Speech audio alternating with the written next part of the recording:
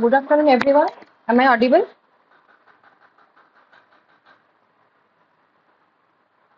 Hello. Can anybody say something?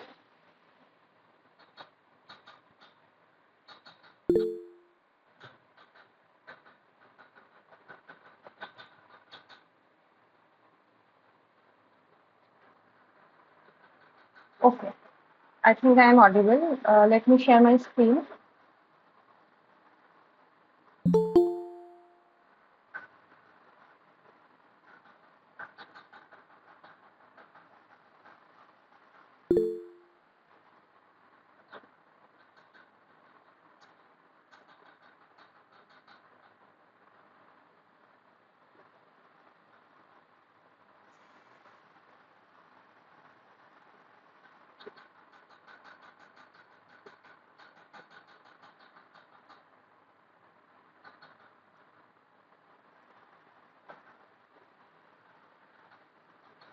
Okay, so you can see my screen. My screen is visible?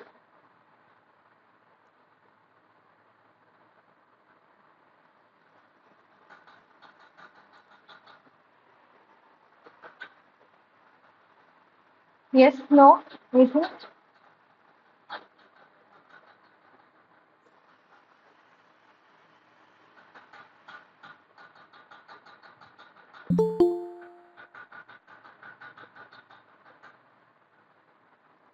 Okay.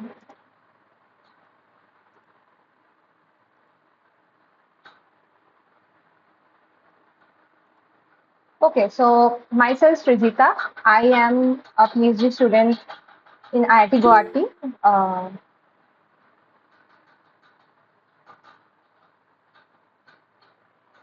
So today I'm going to take the first class of biomedical nanotechnology, where the already one session has done, but as we have I think 3 TAs, so we have to do the same course and same question 3 times.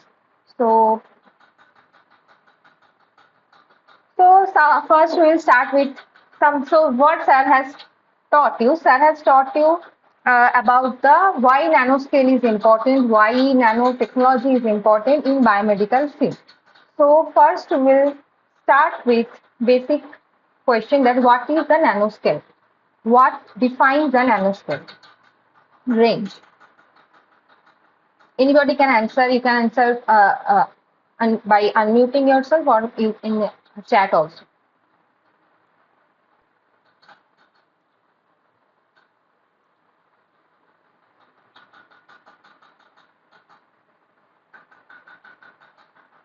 So what is the range defined by nanoscale?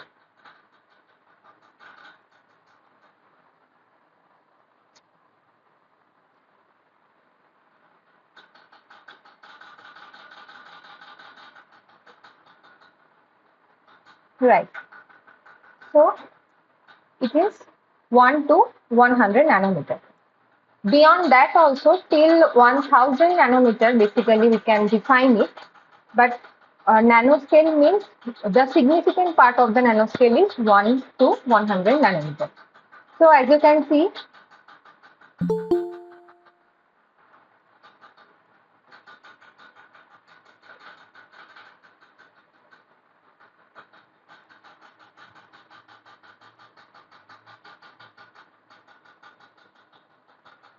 So as you can see here that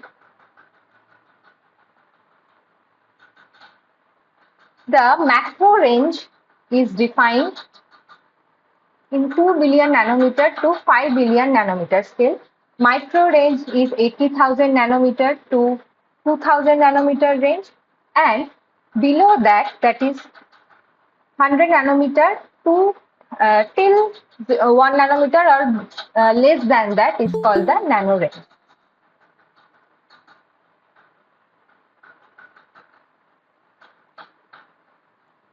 So you can measure that. Like nanofiberized DNA, you cannot see by your eyes, right? Hydrogen atom, you cannot see. In air, you don't see the hydrogen atoms or oxygen atoms. So this is the range of nano. What you can't see through your eyes, for which you need some kind of microscope or light microscope or electron microscope like that.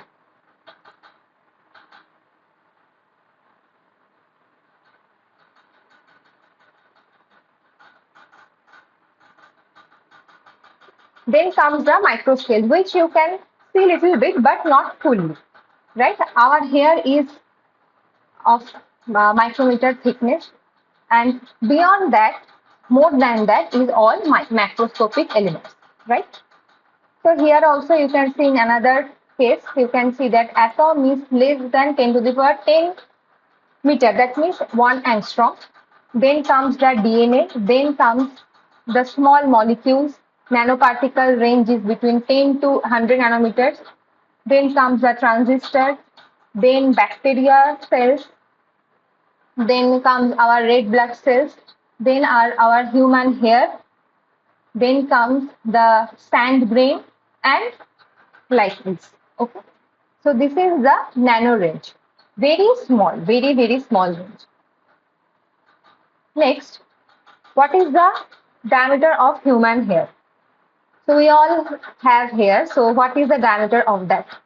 Have you ever seen your hair under the microscope?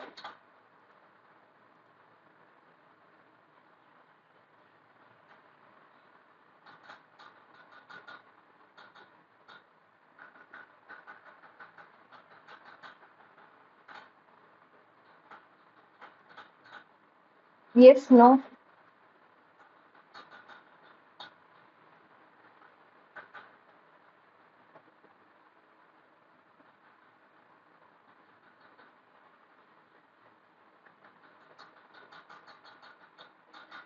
Yes, it is. When the number is very big, 80,000 nanometer, it is better to say 80 micrometer. Okay, so this thing is, it is around 7 to 100 micrometer depending on individual. Okay, so you can see here the thickness of the hair. And now we can compare it with the micrometer scale with the volume scale. So we know that 1 liter is 1 decimeter cube, right? So 1,000 of that, 1 microliter is 1 millimeter cube. 1 nanoliter is 100 micrometer cube. Okay, so you can see here there is a box which has a length of 1 millimeter. So the volume of this cube is 1 millimeter cube. That is equivalent to our 1 microliter.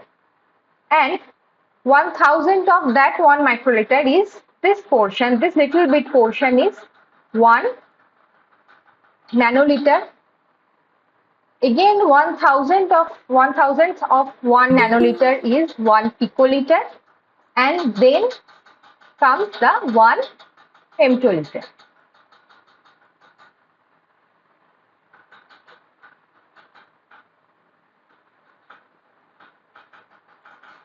So you can understand from this length scale that how small our hair can be, or how small the nanometer range is. Okay.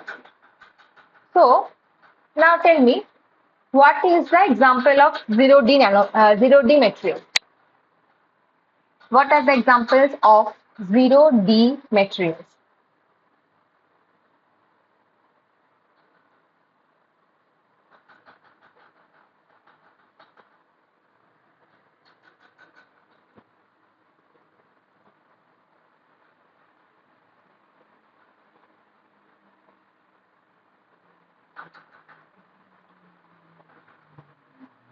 Anybody? What are the examples of 0D materials?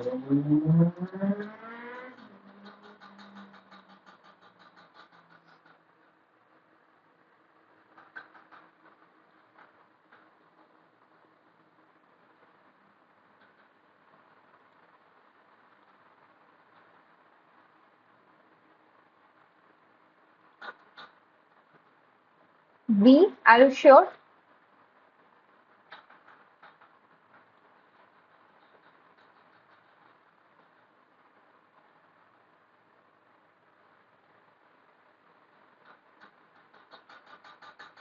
If you have gone through the lectures of uh, Sir, then he has told in the lecture that what is the 0D materials? What are the examples? So nanofilm is a kind of thin film, right? It is 2D materials. It is 2D materials.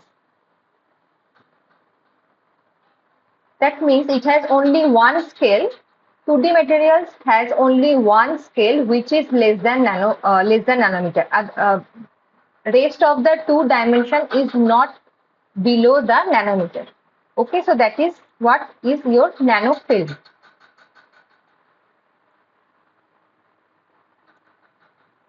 Right? So this is 2D, nanofilm is 2D. Nanobot is our 0D materials. Right. Nanobot is our 0D material because it's all the three dimensions are in the nanoscale region. Okay, all the three dimensions, very, very small particles. You can think about quantum dot also, that is also one type of 0D material.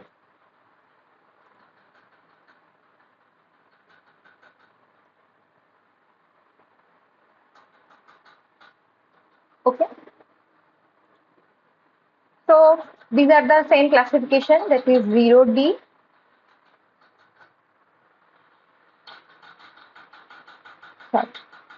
0D, that is 1D, that is 2D and 3D materials.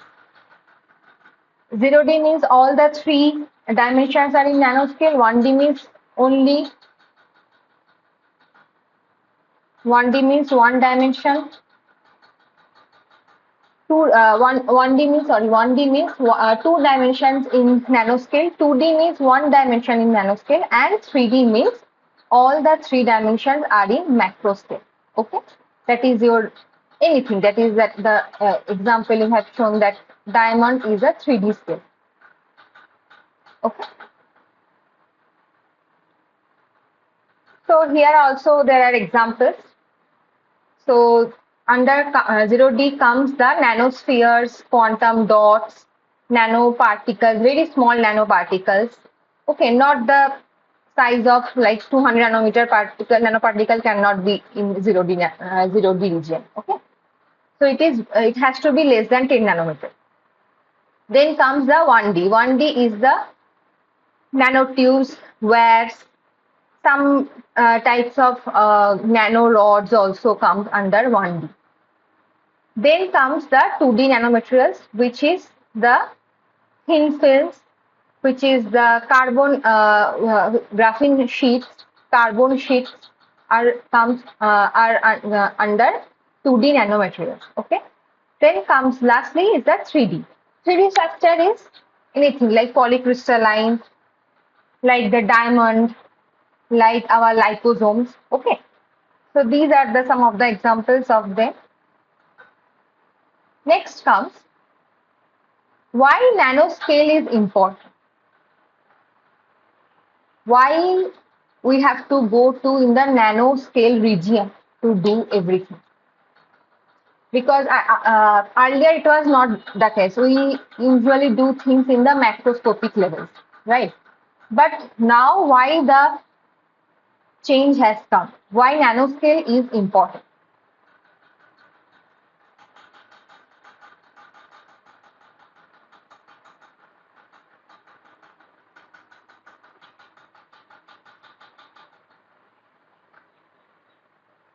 So you know that we generally say that surface to volume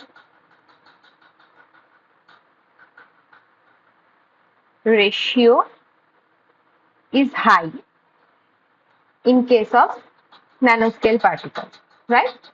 So now we'll see how is it high. So you can see the example of this. So here you have a cube of 1 meter length, right? So its surface area is how much? Its surface area is length into width, right? So both are 1 meter.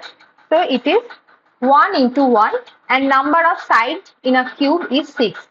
So it is 6 into 1 into 1, right? That is why it is coming 6 meters square.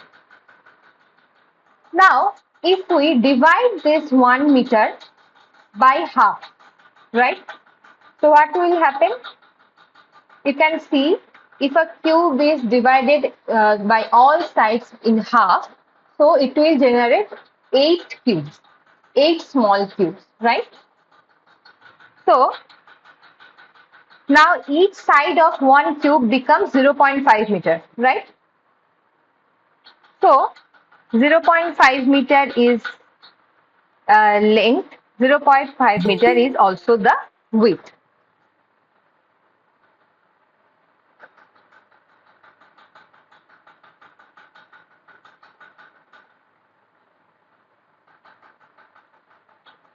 Okay, so now what is the surface area of one single cube? Now it becomes 6 into 0.5 into 0.5 equals to how much? It is coming as 1.5, right? It is coming as 1.5. But this is the surface area of one cube, right? But there are 8 cubes in the same region. You can see that. There are 8 cubes in the same region. That means it should be multiplied by 8, right? This should be multiplied by 8. And it will become your 12 meters square, which is written here. It will become 12.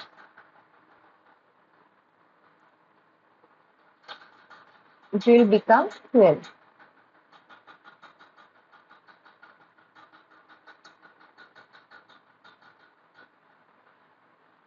Now, the third comes. Now again we are dividing in half. Now again each cube will produce another 8. That means total number of cubes in the same region is 64. And each side length has become 0.25 meter. So in the same way, if we calculate now, that would be 0.25 into 0.25. This is the surface, one side surface area of a cube. Then we multiply it with 6. That will give us the the surface area of one cube. Then the all 64 cube we have to multiply with, and we will get 24 meters square. So now you can see by yourself that when we reduce the size of particle or any material or any size, it can be a cube, it can be sphere, anything. When you reduce the size, you can see the surface area increases. So surface area increases means the active surface area where anything, some analyte will attach or something, some reaction will happen, that surface area will increase. So that is why it says that surface to volume ratio is high in the nanoscale region, and that is important because we have to perform in the nanoscale region, and that will lead to some high efficiency uh, nanostructure material, which will help us in drug delivery, in human body, all this kind of things, right? So this is the surface to volume ratio. Next, what happens in the nanoscale size effect? So I think you have all seen this in a church or in any places. You have all seen this painting, right? So earlier we used to think that it is maybe a color painting, but it is not. It is a glass painting, and it is done with nanoparticle solution.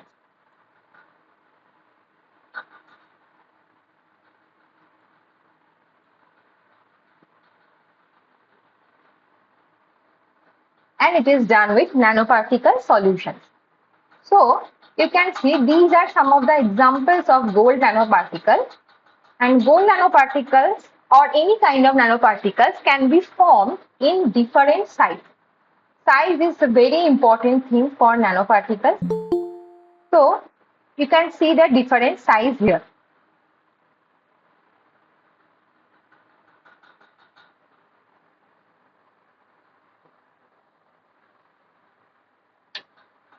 Yes, Harshita, yes, the nanomaterials have high surface to area ratio as they are divided into smaller fragments, due to which its surface area increase. Due to this, they become lighter, smaller, higher energy, faster, and can retain smaller area. Right. So, coming back to the nanoparticle case, so these are different kinds of nanoparticle solutions, and with different size of gold nanoparticle. So you can see how the color changes with just 10 nanometer gap, right? So it tells that how much the diameter of the nanoparticle, the size of the nanoparticle is important. It also changes with a nanoparticle shape. So you can see, as I have given the example of gold only, but it can be applied to any metal particle, metal nanoparticle like silver, silica. Okay, so they all can produce different shapes of gold particles that can be called in different names. Nanosphere, nanoshells, which has a core inside it, which can be of different material. You can optimize that also. It is nanorod. This is nanocluster. Different. All the nanoparticles are clubbed together. That is called clusters. This is nanocage, and this is nanostar. Besides, there are also different kinds of nanoparticles are there. You can see in some research papers also. So what is the advantage of these nanoparticles, nano size effects? So they have physical properties. That melting point can be different for different nanoparticle size. Their chemical properties can be changed, can be manipulated as per your requirement. They have good electrical properties. They have good mechanical strength, and their optical properties are also very important, which will be I'll tell later about the UV visible spectroscopy, which is important for the characterization of nanoparticles.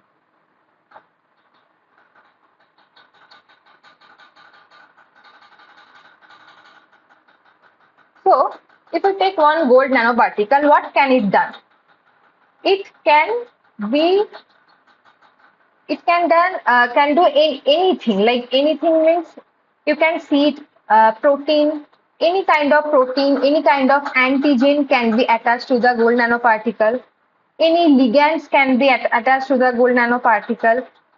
If we want to kill some disease, we want to detect some particular disease like cervical cancer can be detected with targeting antibodies using gold nanoparticles. They can deliver nucleic acid. Some drug can be delivered. Nanoparticles are used in cancer therapy, cancer cell killing. Also, nanoparticles are used nowadays. So you can understand how vital is that nanoparticle and it comes from its size and its shapes. The optimization comes from its size and its shapes. Okay. Next comes the examples of different kinds of nanomaterials. So different kinds of nanomaterials means there are naturally occurring nanomaterials, right?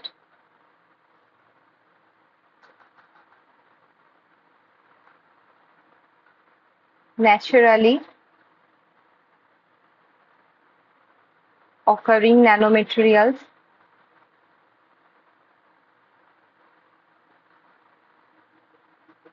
like spray. What spray we use, right? Or in volcanic ash also some particle along with the smoke, some particle also are there. These are naturally occurring nanoparticles. Okay. Then comes the human.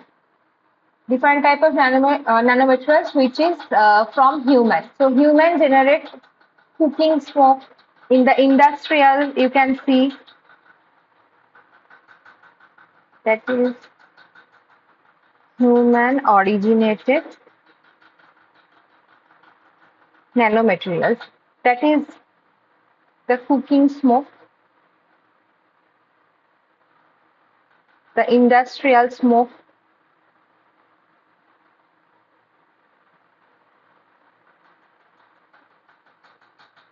Okay. Then the fumes. Everything is nanoparticles. And also nanoparticles, these are naturally occurring, these are human originated, and also nanoparticle can be synthesis, which is our main topic here. So how we will synthesis nanomaterials.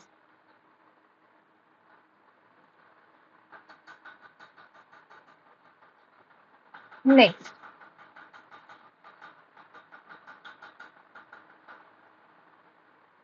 what is the definition of biotechnology? What is the definition of biotechnology?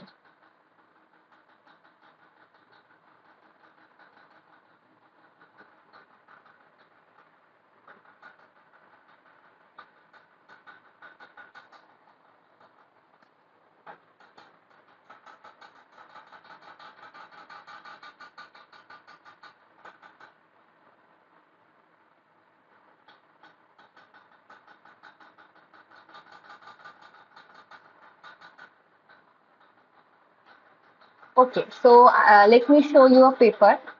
How can cancer detect by gold nanoparticles?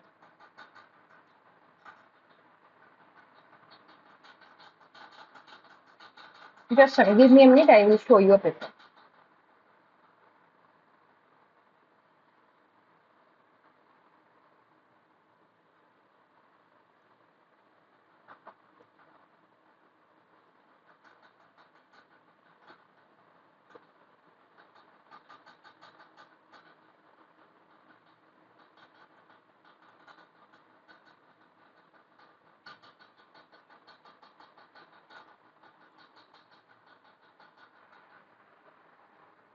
We can synthesize nanoparticles and nanomaterials by the approaches from yes. I'm coming to that. First, let me show the one paper of detection.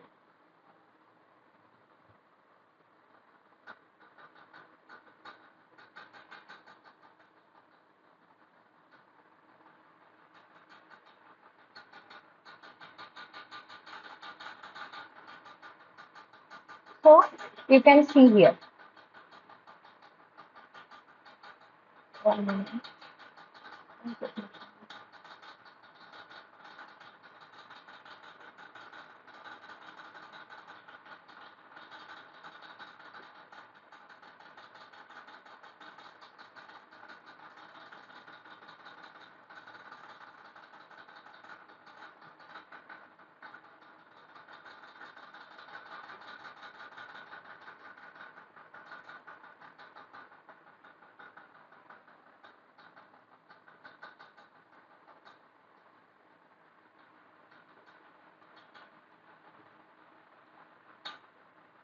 So here you can see that non-invasive point of care nanobiosensing of cervical cancer as an auxiliary to pap smear test. So, generally for cervical cancer detection, the conventional method to detect it with pap smear test. Okay. So this is a kind of test you can learn from it later. But what I am telling here that what they have done, they have taken a gold nanoparticle. Okay, you can see here they have taken a gold nanoparticle and now they are adding some linker. That is a particular linker is there, DTSP linker. So they are adding some linker because this linker has sulfur bond, and sulfur, that means SH bond, is very good attachable to the gold nanoparticle. So if we give the gold DTSP linker, it will easily attach with the gold nanoparticle. Now, why is this linker is important? Because when we give the antibody of that cervical cancer, it will not directly attach to the nanoparticle. So for that medium, DTSP is helping to bind the gold nanoparticle with the particular antibody for the cervical cancer.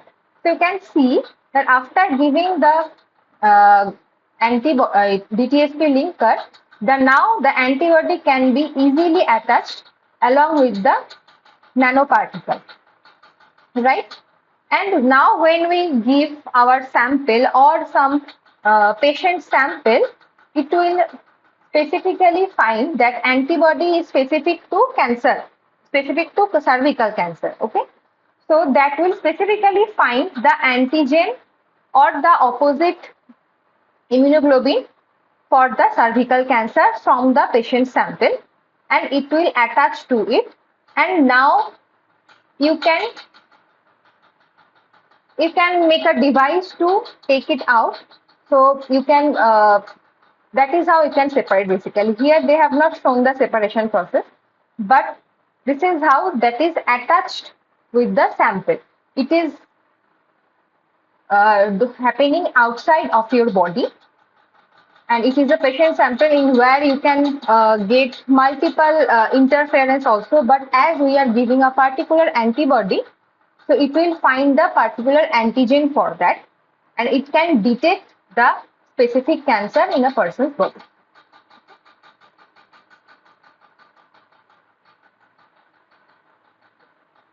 So Nidhi, exact here, little bit.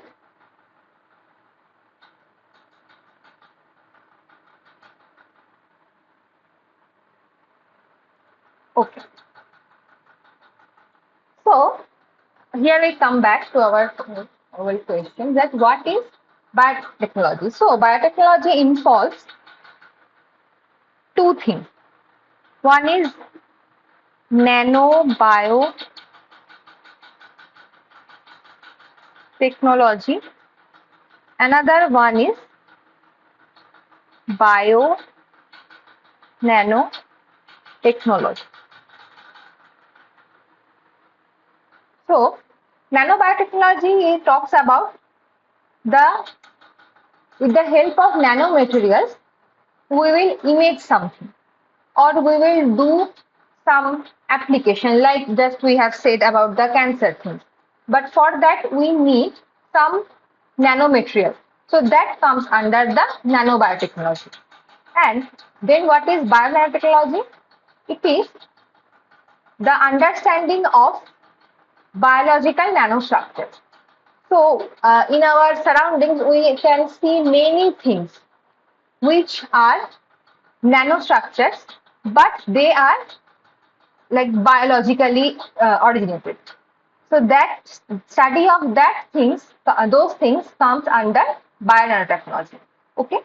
So these are the two branches of biotechnology, you can say. Next,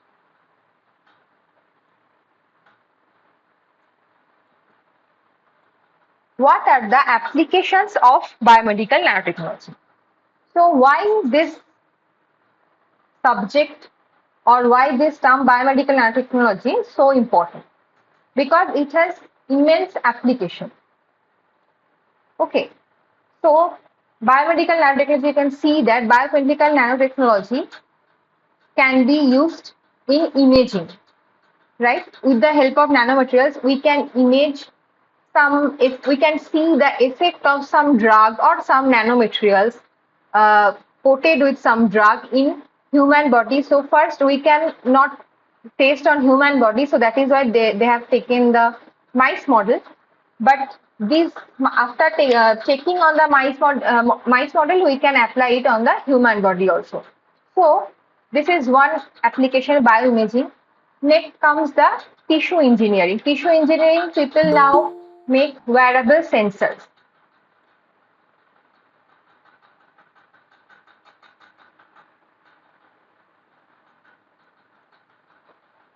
So wearable sensor. So you can, one type of sensor, that is you can suppose there is a cut in your hand. So if you wear that particular sensor, that will heal. It is just like a bandage kind of thing. Okay. So that is one of the important applications of biotechnology. Then comes the artificial cells. So originally we have to suppose we are making some drug, and but we cannot apply directly on a human body, right? So for that we need to grow artificial cells. So nanotechnology helps in growing that artificial kind of cells. We can use 3D printed model. Here they have printed 3D printed bionic ear. So you can also liver. You can also artificially 3D printed it and test your drugs there. That is the ultimate goal of this biomedical nanotechnology subject. Okay. So you can, just now I have said that you can do the targeted drug delivery in a particular origin. So these are all basically comes under POCT, point of care testing. That means one of our most important point of care testing device is glucometer. Everyone has used that, I think. So you have seen also. So how this is a handheld system and it can movable. It can be taken into anywhere, any place. So that is for glucose measurement. But if we have that kind of device for all other parameters of our body to check, so that will be easier to detect the diseases also, and that will also lead to timely checkup, right? So biomedical nanotechnology leads to this assured. Assured is a short form of affordable, sensitive, specific, user-friendly, robust, equipment-free deliverables. Okay. So that I have told about the glucometer. So this is glucometer, you know. There is the heart rate monitor, there is a pregnancy kit, there's a HIV test kit, TB test kit, urine test kit, all these based on the small amount technology. That means for these cases the sample is needed in a very small amount and it can be handheld and it is movable. That is why it comes under nanotechnology. Okay. Right. Next goes our color beyond pigment section.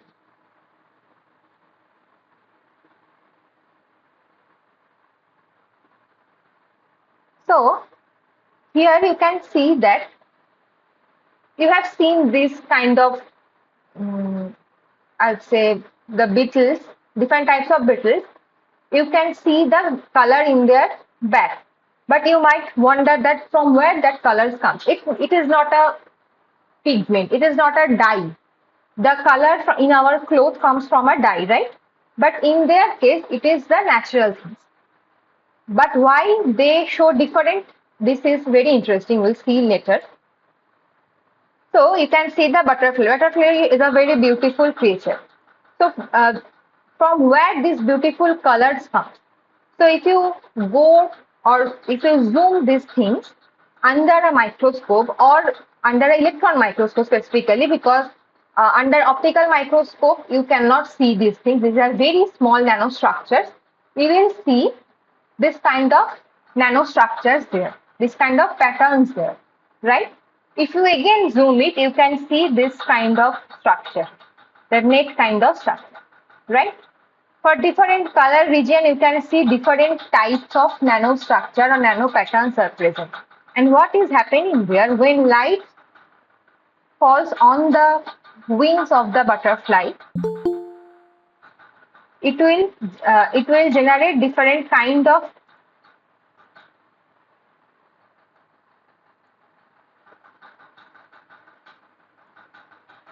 so when light or white light from sun falls from this different kinds of nanostructure, it will reflect different kinds of color. So on this structure, it reflects yellow color, so we can see yellow. On this type of structures, it reflects red color, so it is red. This type of structure is green color, and it also changes with the bending of the wing. So when you see that when the butterfly flies, the movement of the wings also lead to different colors. So that all depends on the sunlight and the nanostructure patterns it reflects. Okay. Similarly, is for the chameleon. So rarely you see that it has green color. It always changes its color, right? But how it can change? So it has three skin. Layer 1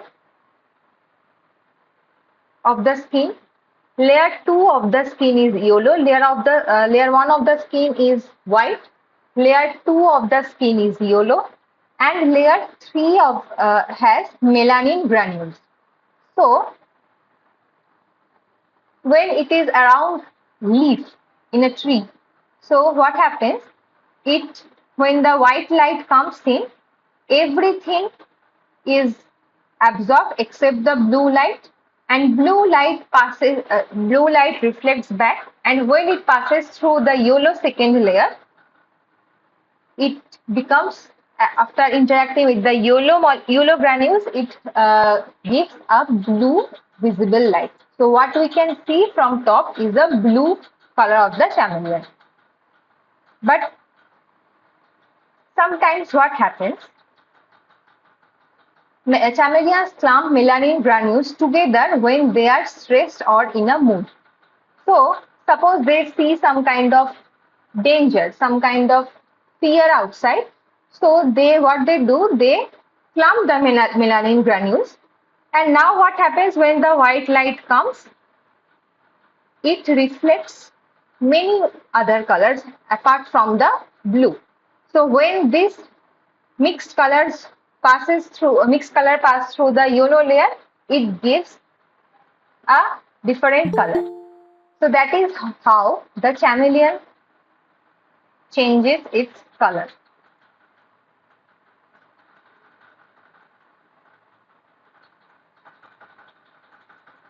Yes, we can biomimic this application.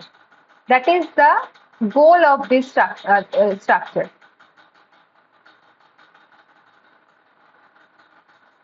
So you can see in the sir has taught in the gecko pad, right? So gecko pad can be used in different types of foods, right?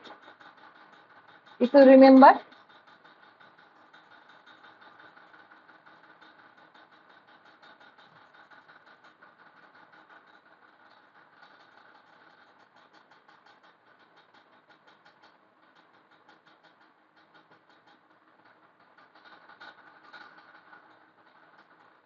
So if you remember that gecko pads are, let me show.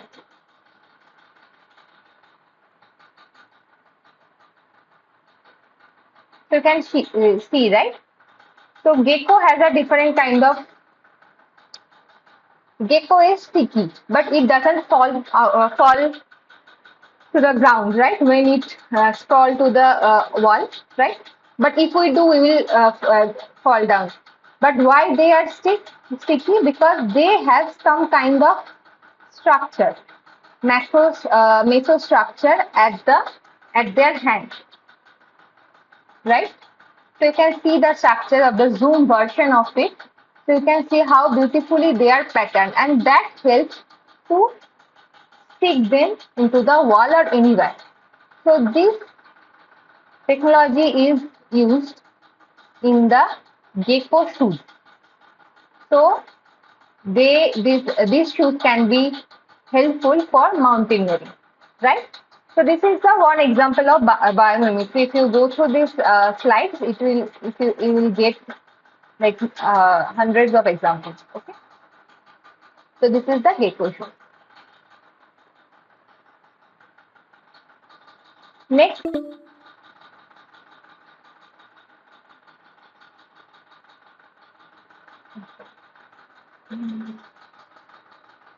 okay, I am sharing a Google link here, new Google link, because it is saying that my talk will end in 15 minutes. So I am sharing a Google Meet in chat. You can join there after if it ends in 15 minutes. Okay, just let me create one.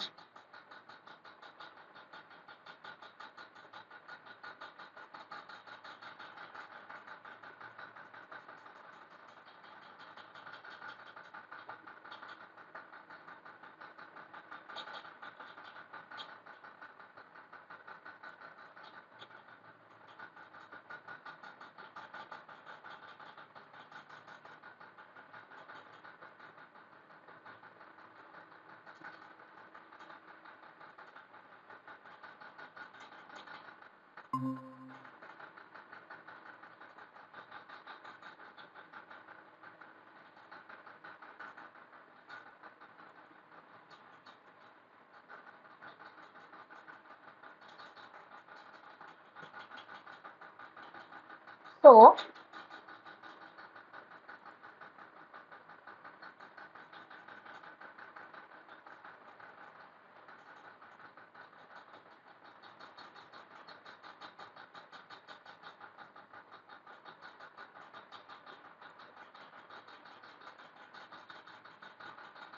this is the new Google Meet. You have to join because otherwise it will end. Okay.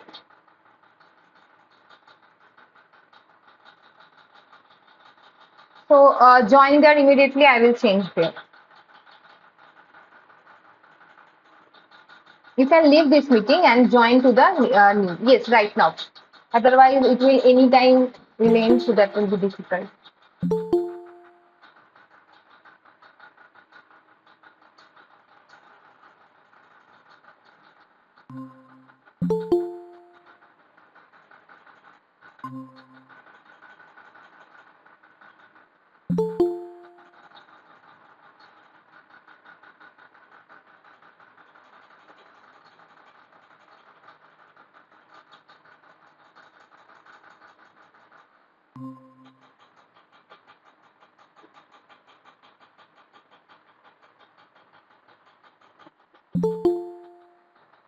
Uh, it should open because many people have joined there.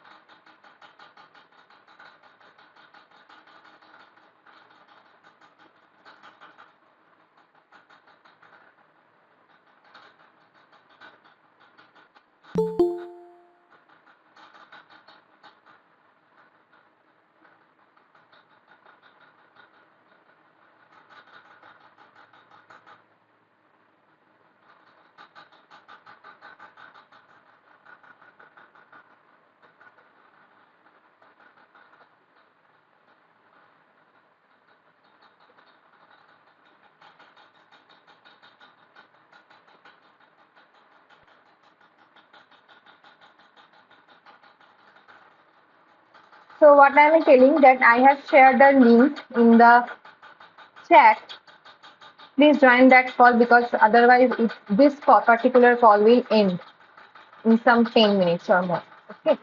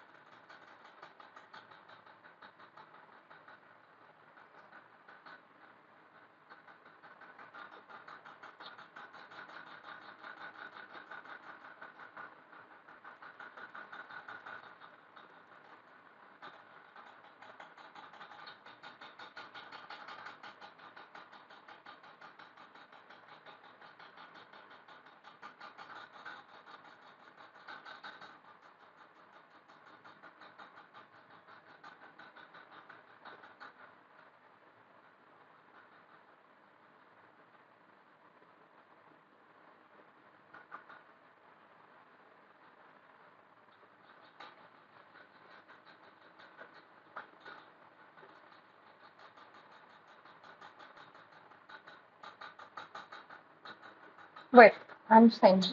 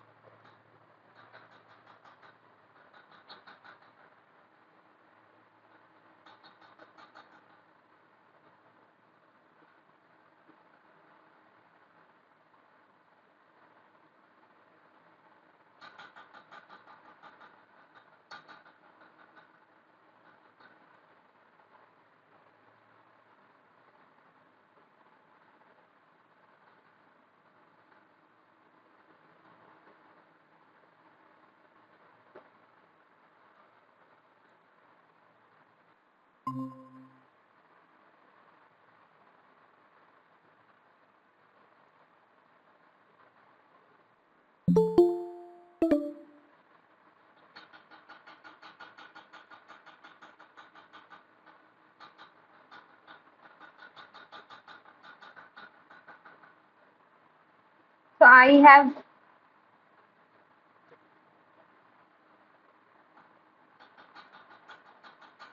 so I have created a new link in the chat box. You join there. Please you join there.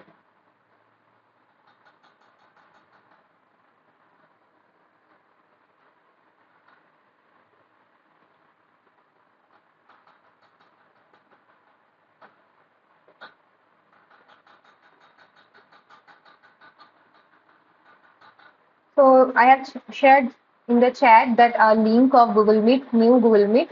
Please join there. Otherwise, this meeting will end in 5 minutes.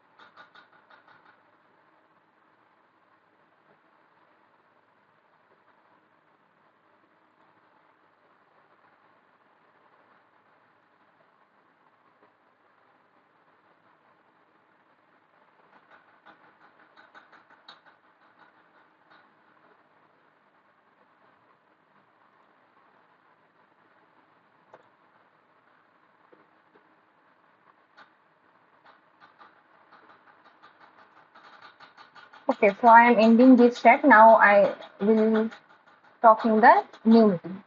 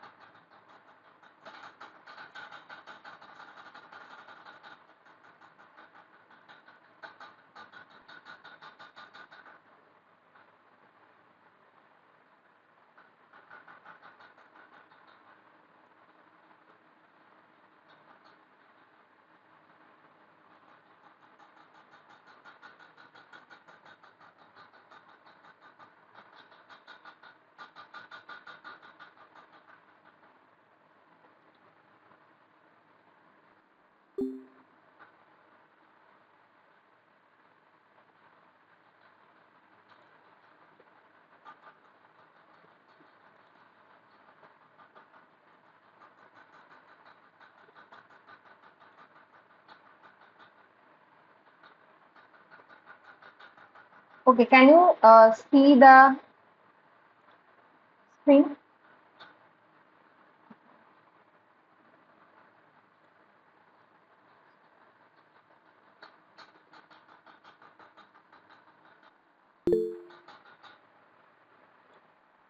Yes, ma'am, I can see. Just a minute. I think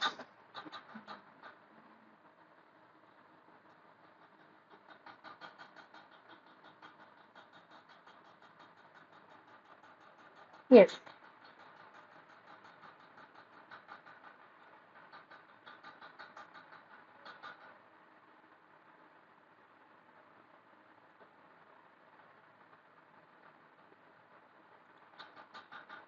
Now I think it is visible, right?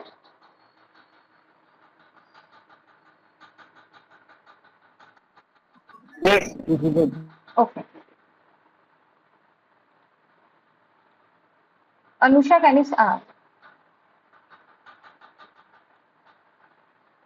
so what was that was I telling that how chameleon changes its skin color because it has three layers in their body, and when they can change that position of melanin granules with their intent, and when the granules are equally spaced, and when the white light comes in and they reflect only the blue light, and that blue light when passes through the yellow layer it gives green color. And when these molecules are clumped together, so this white light will reflect more than one colors, and when that will pass through the yellow layer, that will give a different color which we see through our eyes. Okay, this is a chameleon behavior. Next interesting comes the fly and the mosquito, which is we see daily, we feel daily, but we don't know their beautiful nanostructures. So this is a fly, and when you see it under the electron microscope, you can see different types of nanostructure here, right?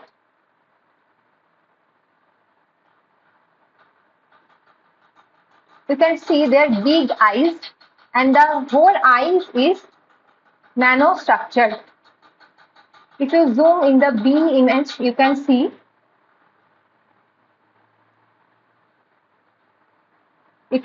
the zoom image of one eye, and you can see there are hair-like structures there.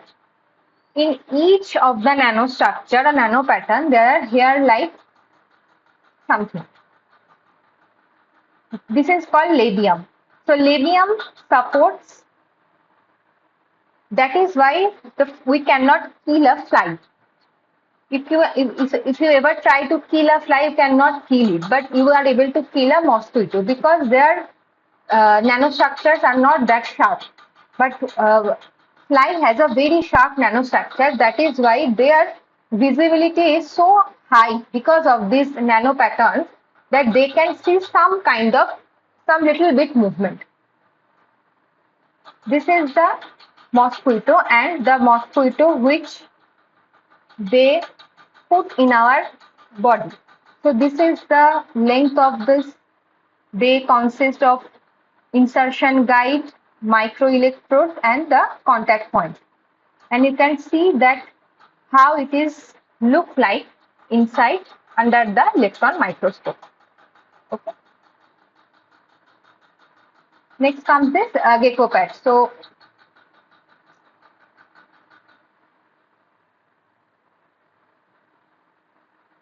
gecko pad I already have talked about.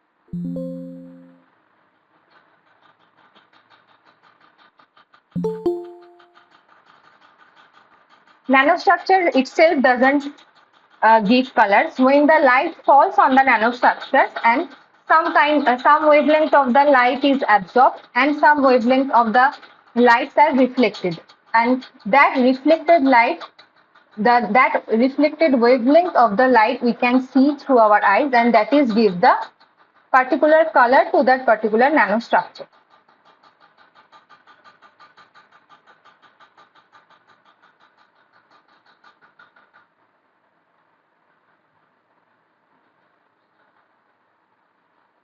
Something is happening with the PPT, so just let me fix it.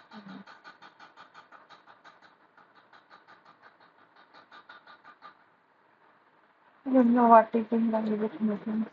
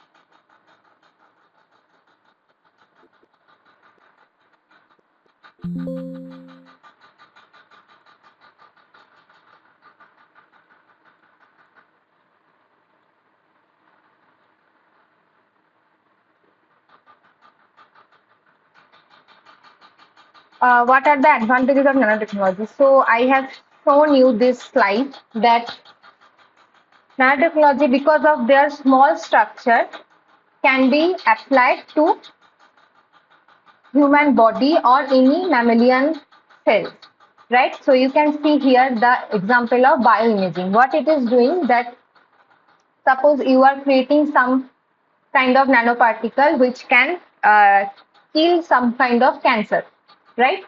So when you, but you cannot test it with a human body directly, right? So for that you need this mice model. And when you fluorescently tag that nanoparticle, you can see what its effect inside a mouse body, right?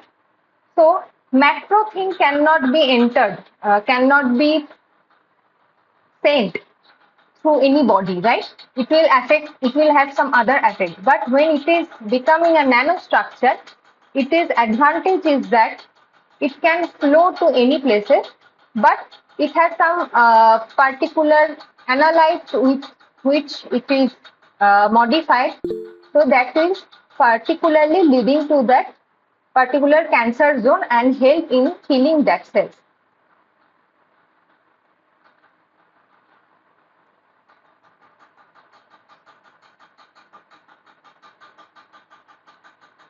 Yes, how gold nanoparticle is synthesized, I am coming to that.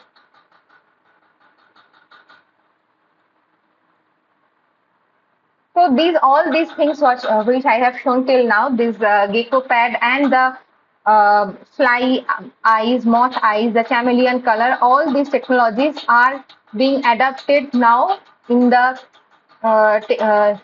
technology, in the science technology, so that we can make different things like shoes, like some biocompatible adhesives, which will the biocompatible sensors. What we have just told about the wearable sensor, the sensor, the kind of sensor you can wear in your hand where this is cut.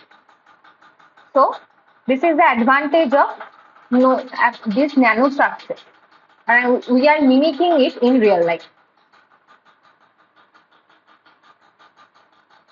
So light activated biocompatible patches, light-activated biocompatible patches inspired from gecko pad use two biomolecules, which are glycerin and acid. This is just a short question.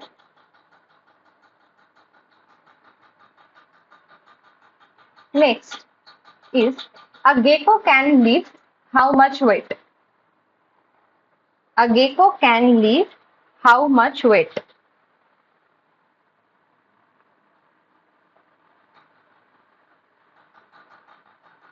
Can anybody tell? A gecko can lift how much weight?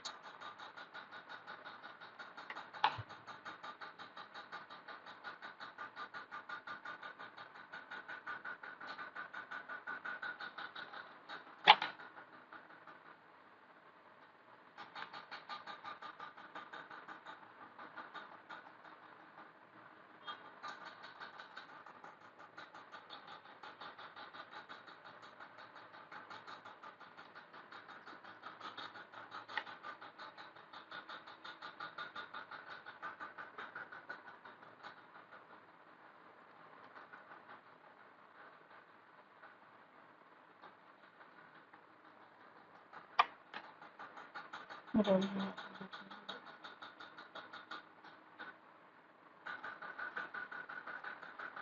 gecko can lift how much weight?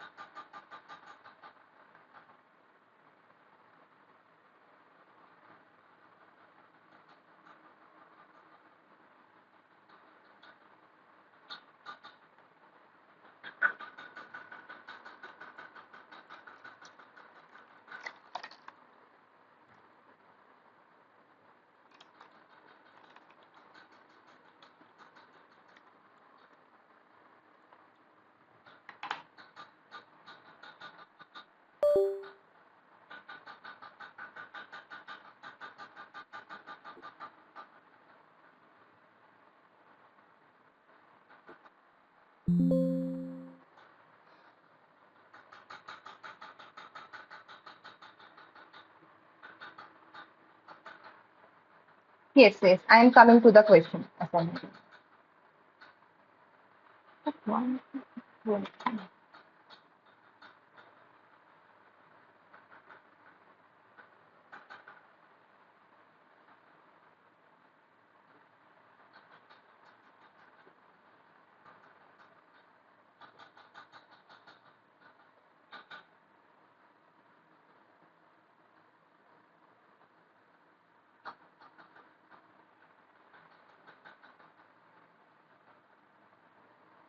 Yes.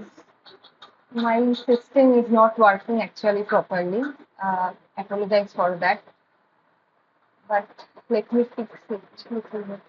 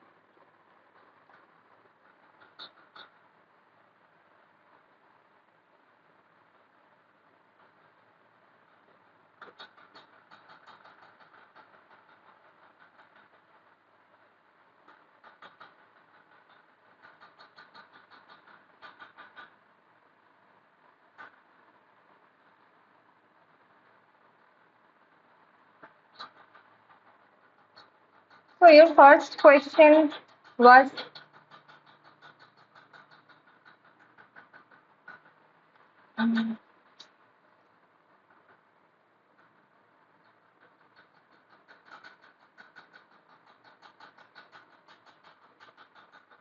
nothing is responsive.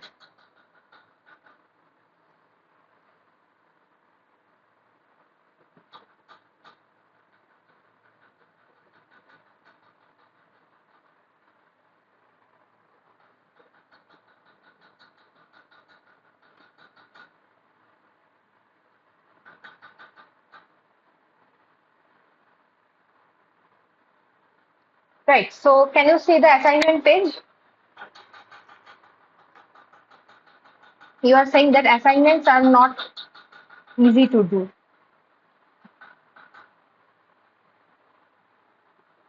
Okay. So coming to the assignment. So what is the first question?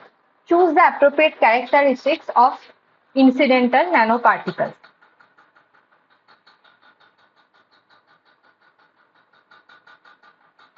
Choose the appropriate characteristics of incidental nanoparticles.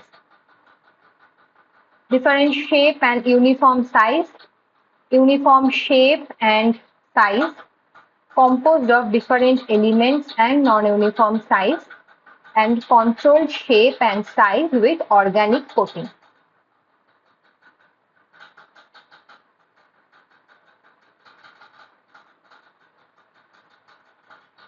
The answer is C, the composed of different elements and non-uniform size.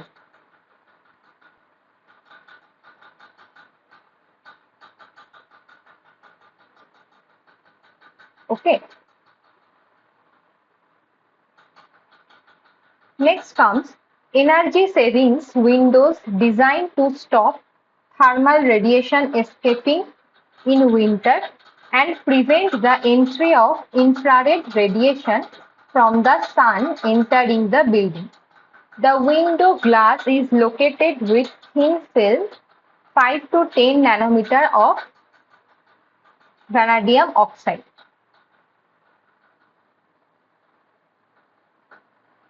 Yes, both A and R are true, and R is the correct explanation.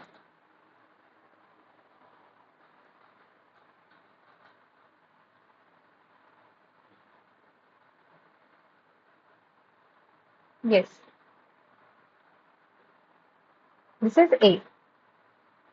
Now, CCMV, it is talking about the CCMV virus. Possesses chemically distinct environment internally and externally. Interior surface is less positively charged than the exterior surface. Interior surface is more positively charged than the exterior surface, and exterior surface serves as a nucleation site for crystal growth. Which one is true?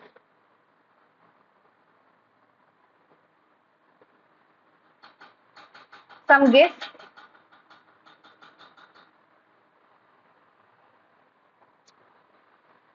CCMV viruses possesses chemically distinct environment.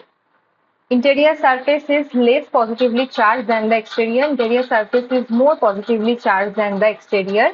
Exterior surface serves as a nucleation site for crystal growth.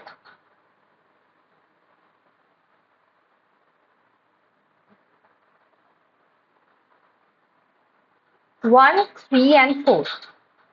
Possesses chemically distinct environment. Interior surface is more positively charged than exterior. Exterior surface serves as a nucleation site for crystal growth. I think C is the correct answer.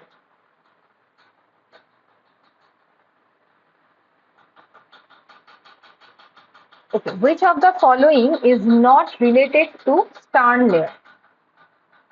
Which of the following not related to Stern layer? So we'll coming to the electrical double layer part, but first do the assignment then.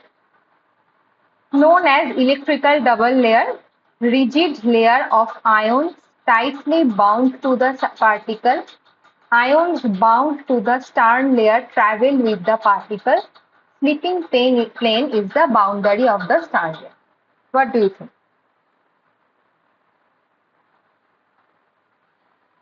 So, which one is the Stern layer? Let me show.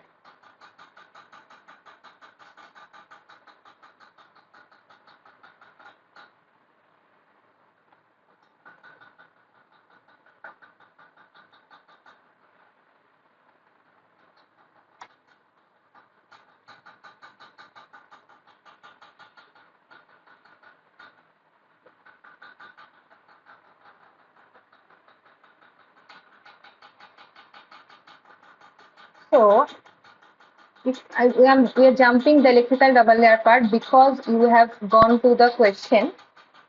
You have asked the question, so we are coming here. So what it is done here? So there is a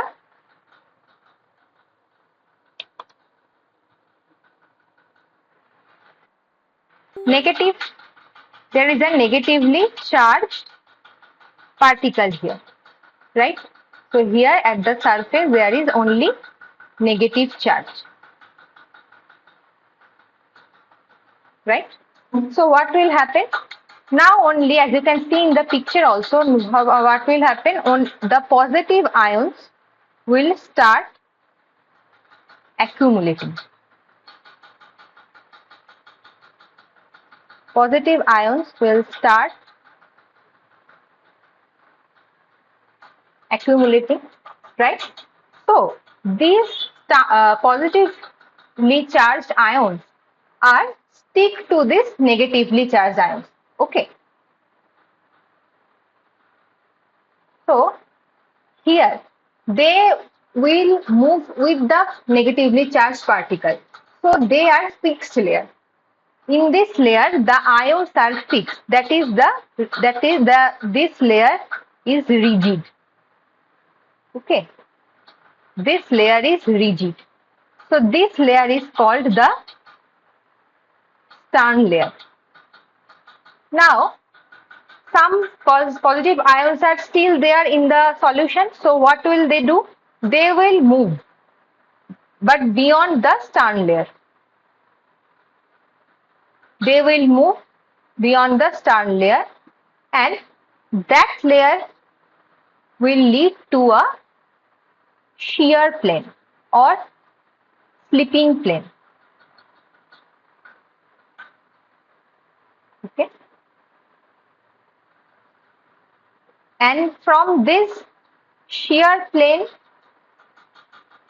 to where the positively charged ions are completely neutralized, that layer is called the diffuse layer. And as there are two layers, one is the Stern layer and one is the diffuse layer, they are called electrical double layer. So what is the feature of it? You can see here also. So this is a negatively charged surface. This is a negatively charged surface and positively charged ions are stick to it. Okay.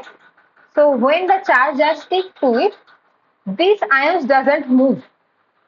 So this is the Stern layer or Stern plane. Now rest of the positively charged ions are moving here and they are creating a shear plane. They are creating a shear plane. Okay. And still some of the charges are left which will neutralize the negatively charged ion in the bulk solution. So this total distance from the Stern plane to the neutralized point is called the diffusion layer. So what it is asked in the question that which is not true about the Stern layer. So Stern layer is part of the electrical double layer. So it is true. So it will not happen. It will not.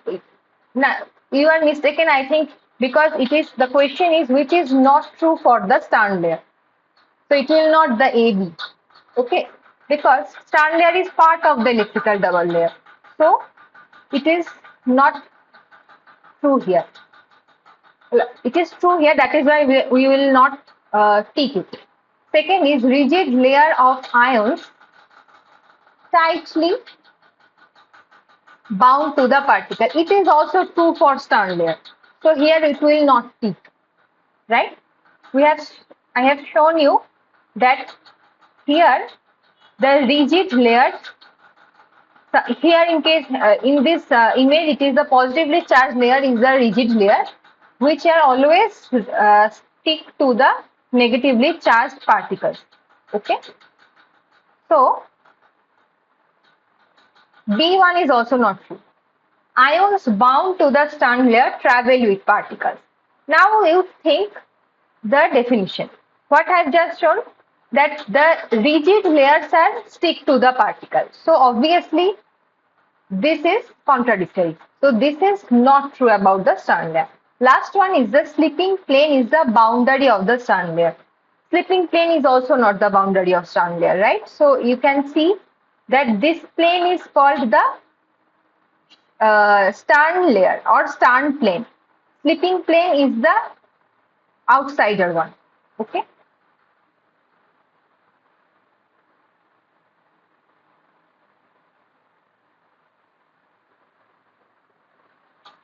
So this is the C. The answer will be C.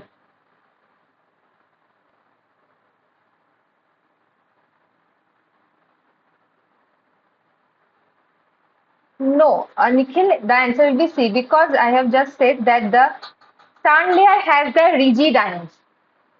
So B is true. A is also, it is part of our electrical double layer. It is also true.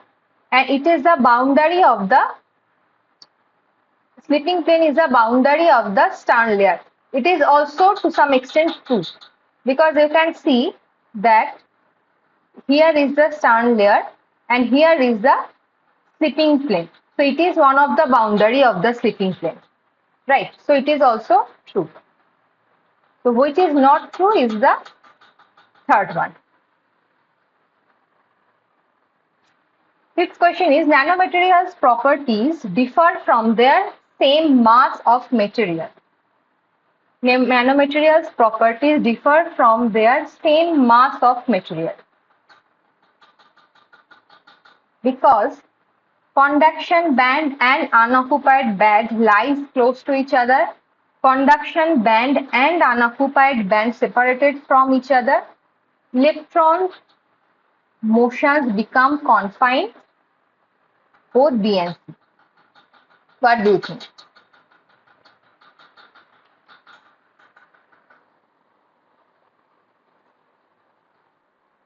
Both B and C. Yes, it is both B and C. Because in case of nanomaterials properties differ from the mass because the conduction band and the unoccupied band, the valence band are separated from each other and electrons motion is very confined. Okay. Next comes densely packed nanoscale pillars structures kill bacteria. By which method? Densely packed nanoscale pillar structures kill bacteria by releasing antibiotics, illuminating UV rays, piercing the membrane of bacterial cells on contact and tearing bacteria apart.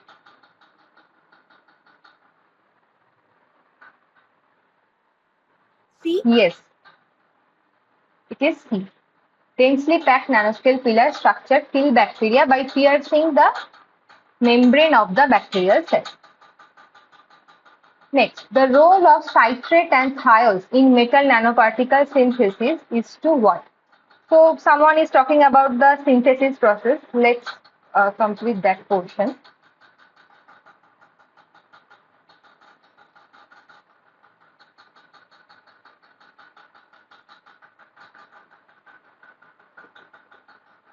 The question I am leaving it, I will come to it later if the time permits. Before that, we come to the nanoparticle synthesis part. Okay. So nanoparticle can be synthesized mostly three methods. Chemical synthesis, physical synthesis, and biological synthesis. Okay. So the physical synthesis is like top-down method. It is the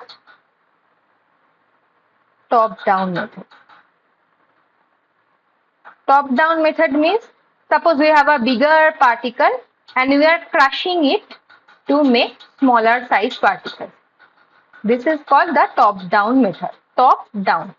Okay, from the name itself you can understand. So here mostly two methods are there.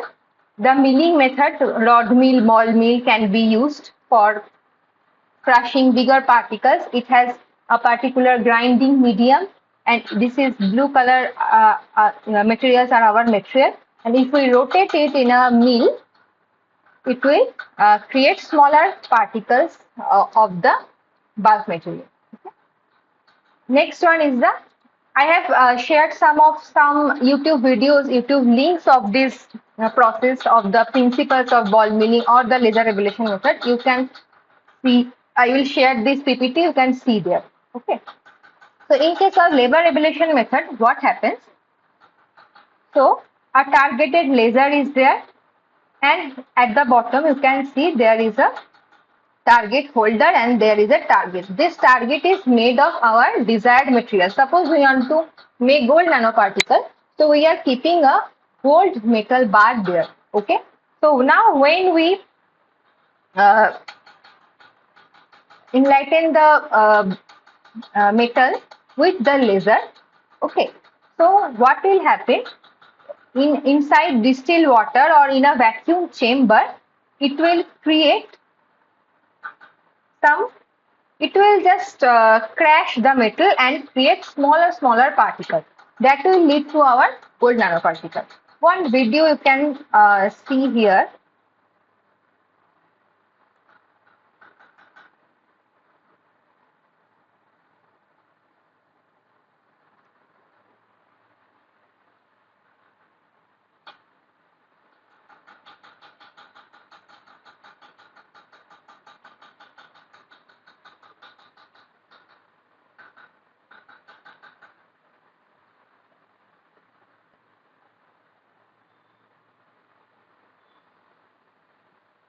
So here you can see this is a complete setup of the system. So here some chemicals are going, additional chemicals are going, and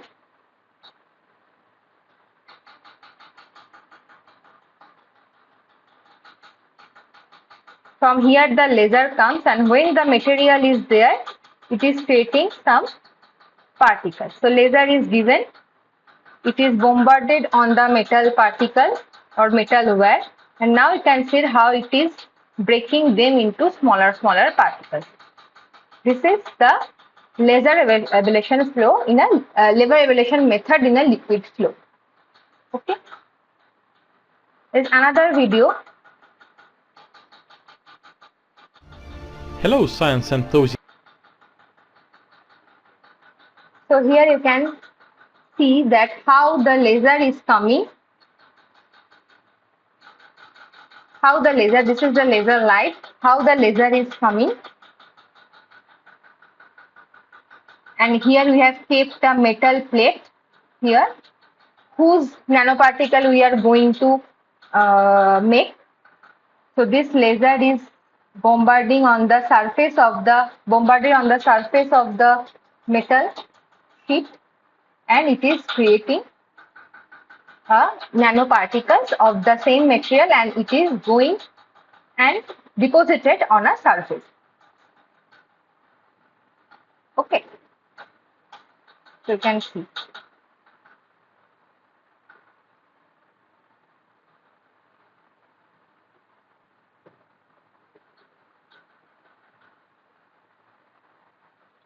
Okay, you can see in details also later, but this is the method for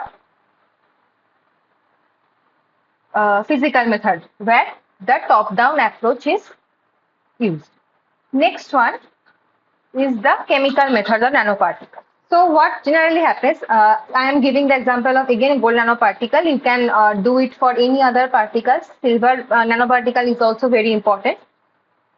So in case of gold nanoparticles, what happens? We take a solution of sodium citrate. That is a reducing agent. Okay. So what it does, it is mixed with the gold salt, that is the HaUCl4. That is your HaUCl4. So here Au is in 3 plus ion. Okay. So here you can see that Au3 plus, or you can, it is in the form of H plus or AuCl4 minus. Okay. So now when we give this sodium citrate, at particular concentration and we little bit heat it and continuously stirring, it will reduce. The sodium citrate will reduce the gold salt. Okay, it will reduce the gold salt and create separate AU0 molecules. You can see here these are all AU0. That means the pure gold form. They come to the pure gold form, and now the nucleation process starts. Okay, now the nucleation is the first step of the nanoparticle synthesis, from where the growth starts. Okay, so nucleation process starts. At this step, size of the gold nanoparticle is very small. You will not able to see it. Next, when the growth happens, they club with each other, they coalesce with each other and create little bit bigger particles. And now again it cleaves. Now again it will cleave and create this. Okay, this separate gold nanoparticle. So you can see that the stepwise when it is followed, it is creating a red color solution, and it depends also on the size of nanoparticle. I have shown you here that how this nanoparticles size changes and it shows in the colors. So you can control it with the sodium citrate amount. Okay. So here you will see when the sodium citrate or the any other precursor is there, it is the nucleation happens fast. What happens? The nanoparticle size becomes very small, and when it grows, it gives, suppose it gives 20 nanometer size particles. But when the nucleation step is itself slow, it creates less nucleated molecules, and when it comes up, they will create bigger particles. Suppose it is creating 100 nanometer crystal. Suppose it is creating 10 nanometer size. When the nucleation is fast, it is creating 100 nanometer gold nanoparticle solution. Okay, and it is defined by this Lamar's diagram, where you can see that the first step is the atom generation. AU0 atom is generated here. Then comes the nucleation. Okay, then comes the nucleation. It is self-nucleation step. Then the precursor is added here, and the growth is happening now. Growth process is happening, and depending on the rate of the nucleation, it will depend. The size of the particle will depend, and finally its solubility is there. So this is the pre-nucleation step. This is the nucleation step. This is the crystallization step, and finally the growth step, and finally this is our nanoparticle.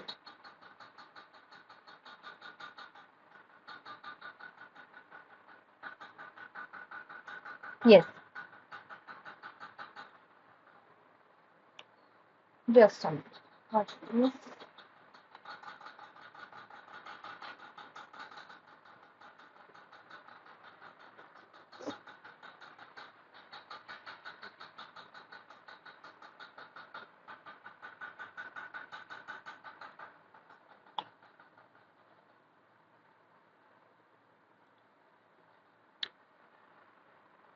So I am coming to the nucleation question. First, let me complete these three.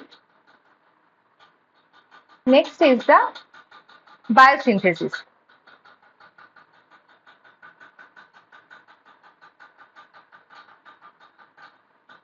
In the biological method of nanoparticle synthesis, from the plant trees, leaves, from bacteria, from agricultural waste,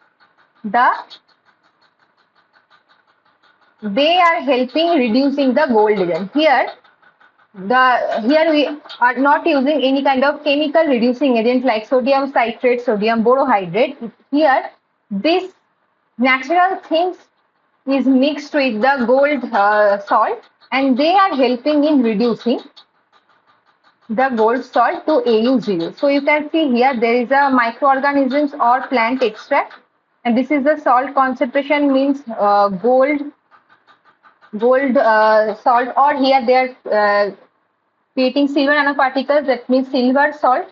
So this microorganism solution is helping this silver salt to reduce, and it is generating a silver nanoparticle state. Okay. What is the difference is that in case of chemical synthesis, we are giving external heat, or we are continuously studying, right? But so we are giving external energy. But in case of biological synthesis, we don't give that. We just keep it. After mixing the solution, we just keep it. So that is why what happens in case of chemical synthesis, the nanoparticle forms immediately. But in case of biological synthesis, it takes little bit of time to form, because we are not forcing anything externally or any external energy. Biological synthesis is important because it is helping in your in green synthesis process. So here also, not only nanoparticle, quantum dots can also be formed using the different biological samples. Mexican plant, they have used Mexican plant to form quantum dots. Okay. So in our lab, it is done that biosynthesis of gold nanoparticle from an enzyme. So what they have done, they have used, you can see the starch molecules is there, and the gold ions are there. So they are mixed here. Okay. So when they are mixed and kept it for some day without any external energy, this the different shapes of gold nanoparticle is formed. Here they have formed, they have got serpentine shape, snake shape, right? That is why this nano structure is defined as the nanoserpent class, nanoserpent. So what happens? This is the mechanism here. So when soluble starch has hydrogen bond, right? So, and it always this soluble starch, the molecules of the soluble starch are compact with each other. So initially we are gelatinizing. Gelatinize means we are breaking that long chain of the starch. So we are gelatinize it. That means we are breaking that chain, and we are making isolated amylose chains. Okay. Now when we are giving this gold solution, Au3 plus ions, what is happened? What happened that Au3 plus ions capture the molecules or sit between these starch molecules to create this kind of amylose chain complex. And now this starch is helping to reduce the Au3 plus ion to Au0. So this is creating some kind of purple color solution it gives. So when you see it in a, now you can see that this in this state, in the state D, it has become Au0. So that means the starch molecules has reduced the gold salt. Okay. Now what happens? These small gold nanoparticles, these small gold particles are forming around this state. So this state is the nucleation state.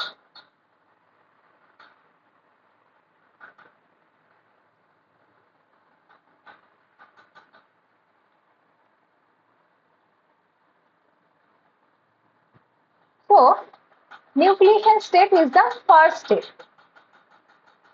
So here it is written that the growth of nanocrystals in a solution involves two important processes. First one is the nucleation, followed by the growth.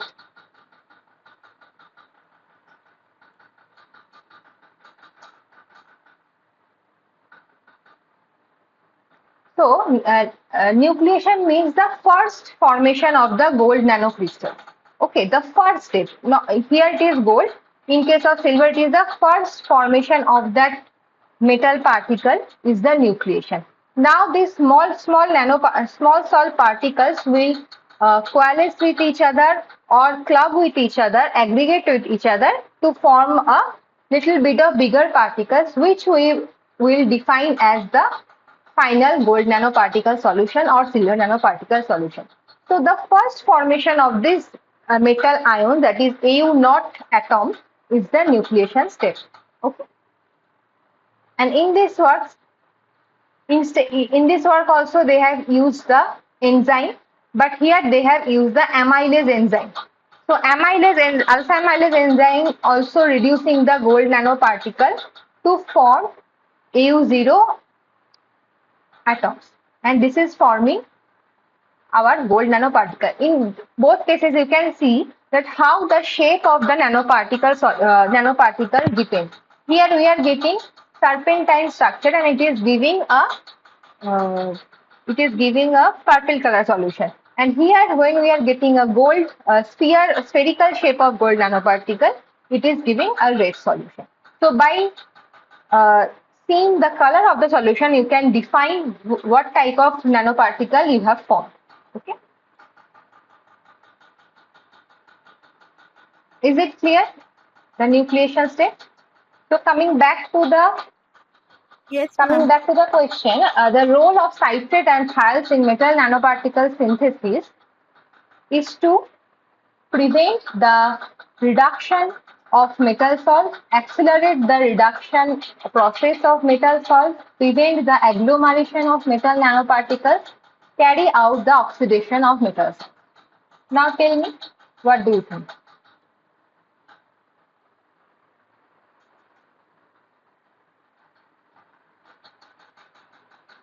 The role of citrate and thiols. So there are two types of, that is also important, there are two types of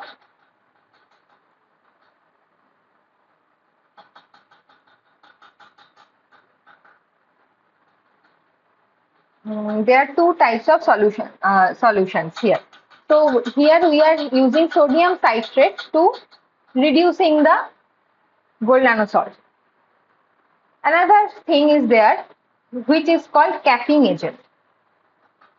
So capping agent, what it does, capping agent stabilizes the gold nanoparticle. Otherwise, what will happen? Suppose initially we are forming a nanoparticle solution in a beaker, which is where the particles are like this. It is a colloidal solution basically. Okay. So it is a gold nanoparticle. Suppose it is giving a red color. Okay. Now, if we don't give capping agent, if there is no capping agent, and if the particle size is around 100 nanometer, what will happen? After some day, you will see that all the particles are settled down here. And that will also lead to a visible color change. So now you will see it as a black color solution. So what will define that? The capping agent is important to separate them. Okay, to separate them to remain it in the as a colloidal form, not to agglomerate. That is what is the uh, advantage, or that is what is the purpose of adding capping agent. So capping agent is, thiol is one kind of capping agent. Any kind of thiol, that means SH bond should be there, is the capping agent. So now if we answer the question, the role of citrate and thiols in metals nanoparticle synthesis.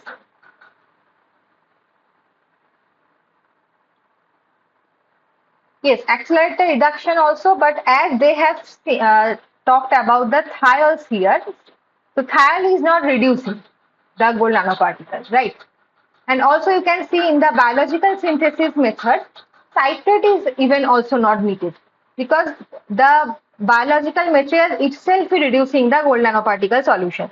So citrate is also not that important when you are biologically synthesizing. Main purpose will be the prevent the agglomeration of the metal nanoparticle. Okay.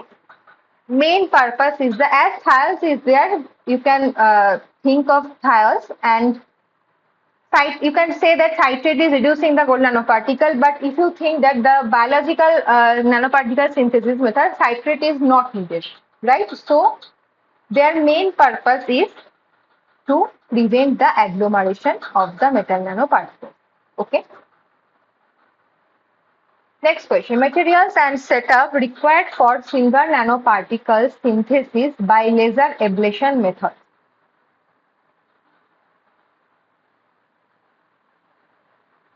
Question number 8.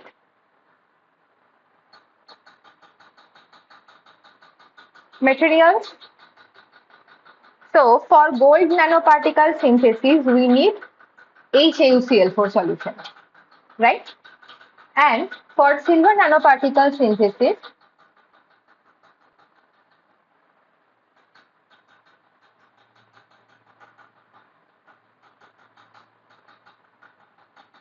we need silver nitrate.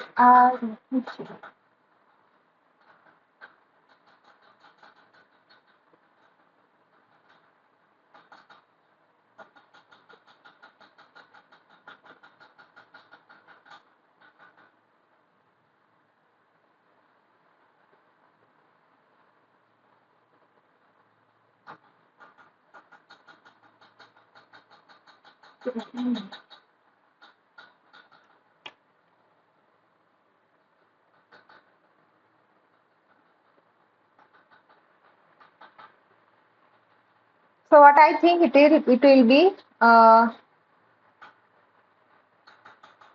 silver nanoparticle synthesis by laser ablation method.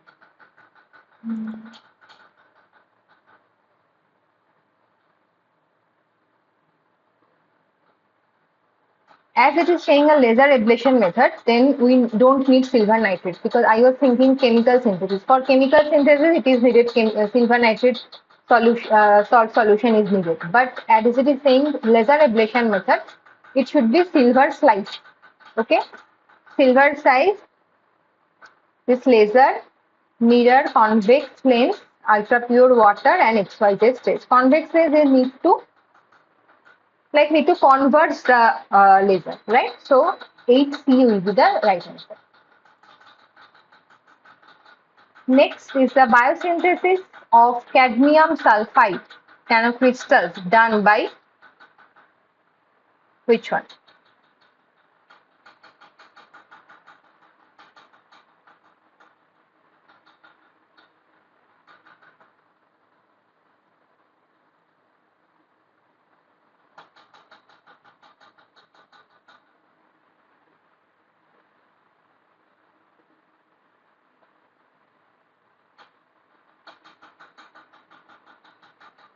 C and D. Both is D is the answer, I think. Let me check.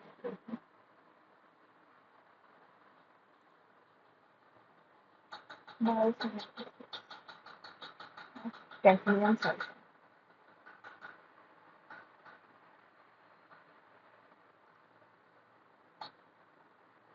Yes. Biosynthesis for cadmium. Option D is the correct one. Yes. Assertion. The AFM measures the force of attraction between a probe and a sample surface.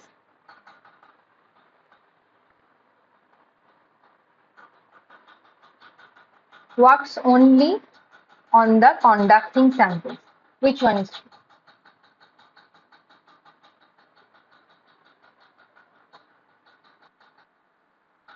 Both assertion and reasons are correct.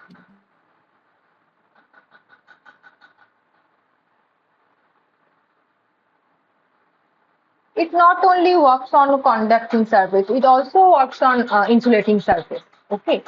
AFM and AFM are only works on AFM specifically works on conducting surface. So I think only assertion is the correct.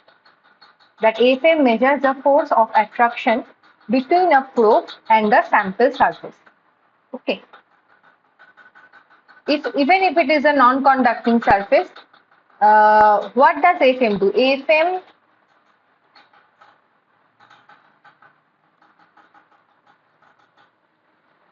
So this is the image of a AFM. So AFM, what does it do? It has a cantilever. Let me show you a video.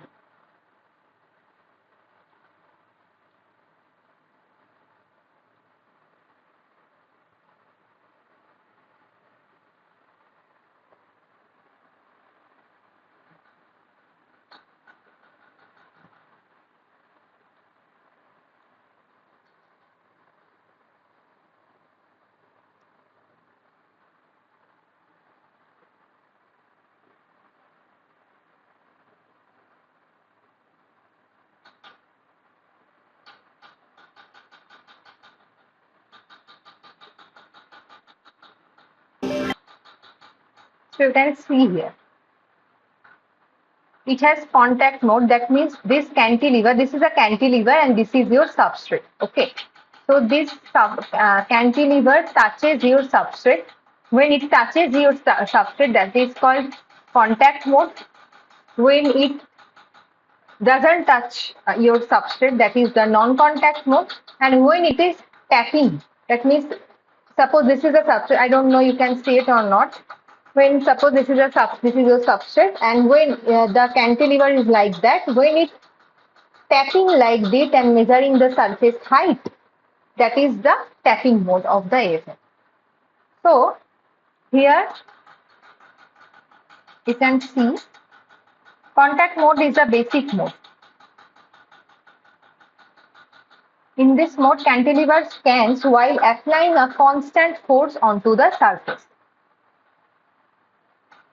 So you can see laser is given on the cantilever and it is touching. So this is how it touches the substrate and it changes with the help of the difference. It measures the difference. So in case of non-conducting surface also, it can measure the height of or it can measure the roughness of the surface with the even if it is non-conducting. So for the last question, only assertion is correct.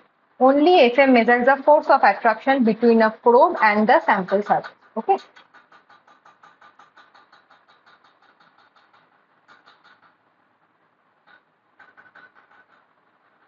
Now back to the what questions are left. Let me see.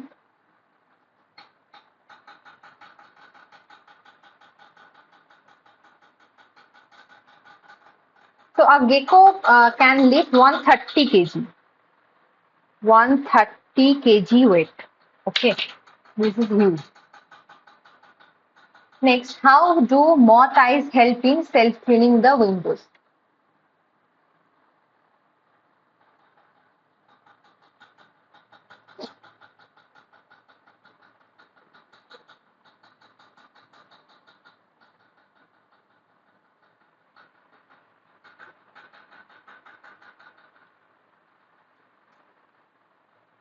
So this is also part of the biomimicry. So here you can see in the moth eyes. So what it does, it is hydrophobic. That means water doesn't stick with it. Okay. So what is it in the window? If we make window with the help of the nanostructure that is in the moth eyes, the window is ultra resistant to water. This will be hydrophobic. So rain hitting the outside forms spherical droplets that roll easily over the surface, picking up dirt, dust and other contaminants. It is energy saving because the glass will be coated with the vanadium dioxide. So when in the cold periods, thermal radiation escaping and so prevents heat loss. And during the hot periods, it prevents the radiation from the sun entering the building. Also, the nanostructure gives some anti-reflective properties found in the eyes of moths and other creatures that have evolved to hide the predators. So also it will reflect the wavelength of coming from the sun. So this is how you can create a window. Next question was the transparent oil repelling surface. This was also there that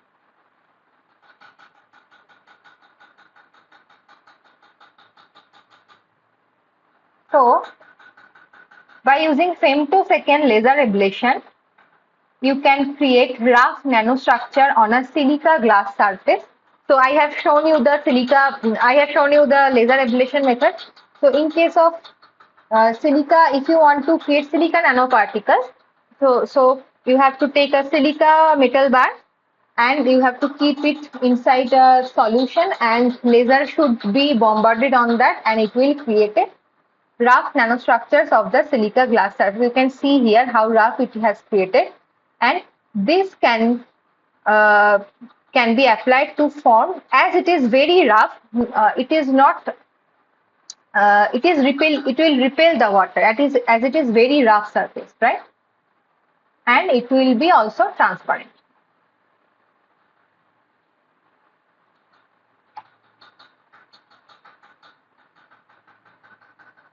Then comes the, so here in our college, one paper is there about the super hydrophobic surface they have created. So you can see the video. So now what you can see, that water is going, it is just sliding, right? It is not sticking, right? So they have made the, you can, I have given the link of the paper. You can go through the paper that how that surface is created with nanostructures. So water and other solvents are not sticking to it, but their rate of flowing is different depending on their structure, molecular structure. You can see that acetylnitrile is going very fast. THF is going a little bit slow. Acetone is going or more slow. So it will depend on the structure of the solvents. But anyway, anything is not sticking to the surface. Okay. So it is called the super hydrophobic surface.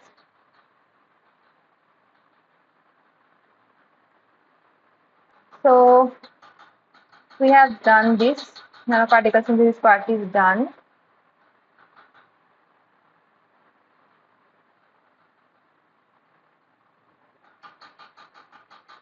So how can nanoparticle be stabilized? It is the we have to use the capping agent. So capping agents will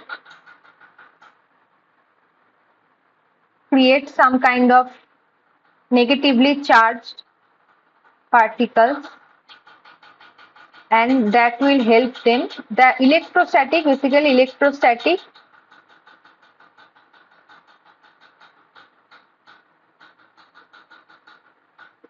stabilization methods is used because if each particles are charged little bit, so they will not come too close to each other. Okay. Next. So what is the surface plasmon resonance, which is a very important property of these nanoparticles, and that is why they give colors, and that color can be captured through UV visible spectroscopy or Raman spectroscopy, etc. So what happens in surface plasmon resonance, that when the wave nanoparticle structure, you know that nanoparticles are very small. So obviously it will be very smaller wavelength, it will be very smaller in distance compared to the incoming light or incident light that is coming from the sun. So when this happens, what will happen is, when this light is incident on the nanoparticle surface, the nanoparticle on the nanoparticle surface, there is in the conduction band there are electrons, right? So these electrons will start vibrating. As you can see, these electrons will start vibrating, and this vibration will be in synchronize with the wavelength of the light, and now that will give a different kind of absorption in the UV visible spectroscopy. So if you see this video,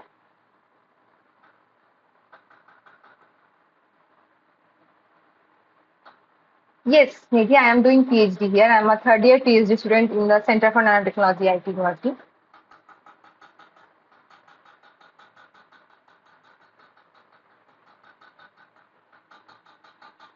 So you can see this surface plasmon video.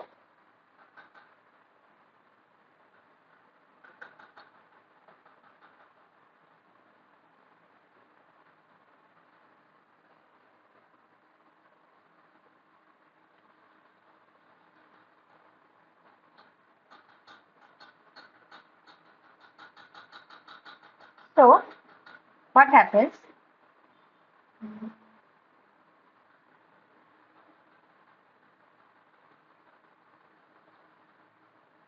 So you can see that when light changes its direction, because from denser medium to lighter medium, it little bit changes the angle. It is called reflectance, right? So at some point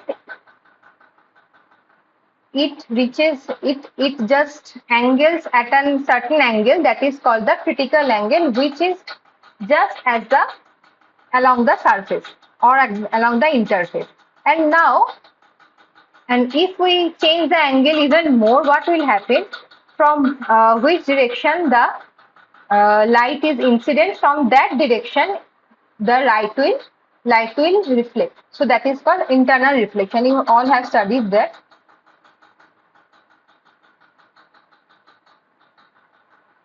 So now we are capturing this internal reflection to a detector. Suppose there is a thin metal, okay, on top of that. So bottom there is a glass and top there is a metal.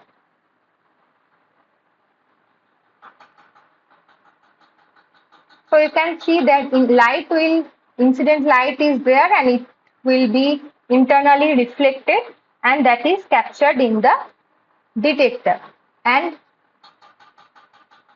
some wavelength of this light will be absorbed through the metal gold, and some will be reflected, and this absorption is captured through this detector. Okay. You can see that this absorption of light is carried out by the electrons present in the metal. So the electrons present in the gold metal will absorb this incident wavelength light, and they will start vibrating.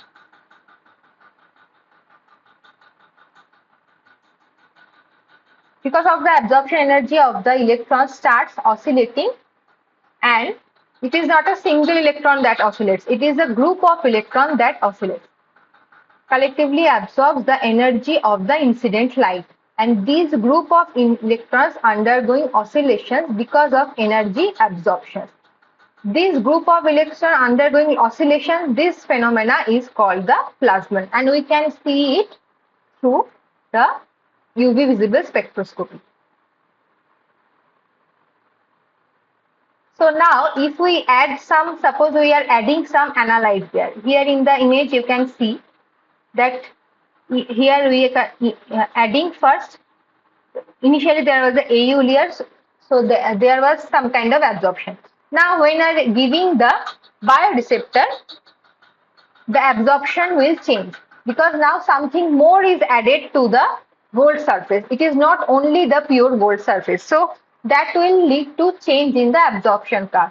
Now when we give the analyte here, you will see that analyte will bind with the bioreceptor, and that conjugation of the analyte with the bioreceptor again will give a different kind of color through the solution and different kind of vibration to the electron layer that was shown here, and that will give different absorption. Okay, so this is how surface plasmon works. It is the collective oscillation of the electrons present on the gold surface upon the incident of the sunlight, or monochromatic, not sunlight actually, it is a monochromatic light. Okay, so this is the UV visible spectroscopy and the surface plasmon resonance. So this part we have done, or what is left? There is a definition: magnetosomes. Magnetosomes are membrane-bound magnetite particles. Okay. This is a biosynthesis using bacteria. So biosynthesis using nanoparticles can also be formed using bacteria. So bacteria, first there is a bacteria culture.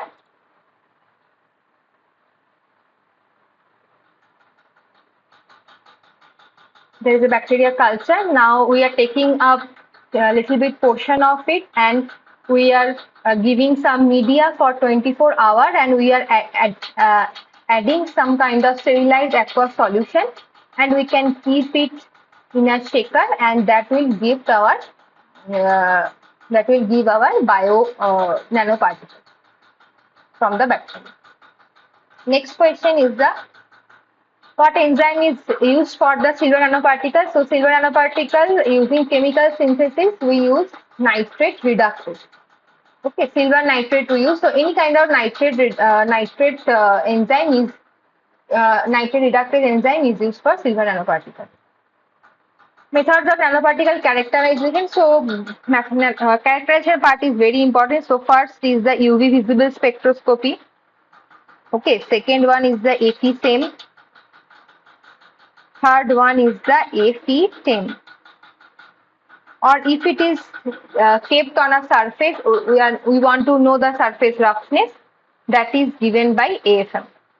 Okay, so that is what I am taking. This is the principle of UV visual spectroscopy. At one place, you kept your reference cuvette. That means, suppose your gold nanoparticle solution is made in a DI water, right? So your or in particular any solvent, ethanol solvent or acetone solvent. So for that case, first your pure solvent, only pure solvent will be there in one of the cuvettes, and in another cuvette your nanoparticles will be there. Okay, so that will this will give I0 and this will give your I wavelength. So what will happen from I0 and I, you will get the ratio of I by I0 is the transmittance, and this is the percentage of transmittance. And when you do A minus log T, that will give the absorbance. So absorbance is based on this Beer's law. So what does it say? A is the absorbance, B is the C is the concentration of the solution. D is the distance of this D. D is the distance of the cuvette or path length of the light. So, and this A is proportional to BC, and proportional means there should come a proportionality constant, that is our absorption. That is molarity, absorptivity depends on different molecules or different metals. So you can see here that different colors of gold nanoparticle solution gives different absorption peak, right? It is studied depending on the time scale, and it is studied depending on the concentration of the reduction enzyme, okay, or reducing agent. Okay, so here you can see that initially when the nanorods are formed like that, which giving us the blue color, right? Blue color absorption spectra in UV visible spectroscopy. Now, when we are using a particular ligand that is aptamer, then the shift you can see here.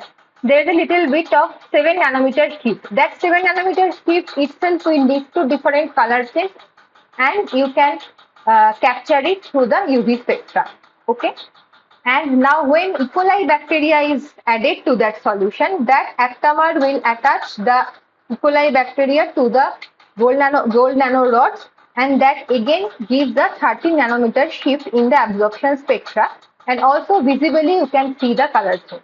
So what it tells that when the absorption maxima, that is, this is the maxima of the curve, when the absorption maxima is shifted towards a longer wavelength means to the red shift. This is the wavelength, right? So longer wavelength means towards the red zone. When it is shifting the maxima to the red zone, it is termed as red shift or bathochromic shift. And when the opposite happens, that means the absorption spectra decreases and it is shifted to the shorter wavelength, it is called the hypsochromic shift or blue shift. So hyperchromic shift means increase in the absorption intensity, and hypochromic shift means decrease in the absorption intensity. So these are some of the terms you can remember to know. Or this is the zeta potential I have told. So zeta potential, so this is the stability. From these values of the zeta potential of a particle, you can talk about the stability of a colloidal solution. Okay. Next comes the dynamic light scattering is also dependent on the theta potential principle. You can see here. I am not again going through. Next comes the microscope. So uh, optical microscope is for uh,